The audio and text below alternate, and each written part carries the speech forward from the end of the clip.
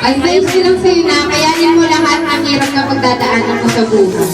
And thank you for appreciation sa lahat na tulong namin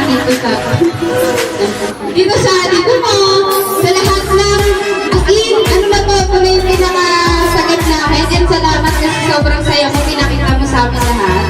And within the day na nag-decorate kami, hindi siya nagagalit, pero mabilis kumagalit. At ano sa kanya, smile lang sa ikaw na. Talagang happy na siya.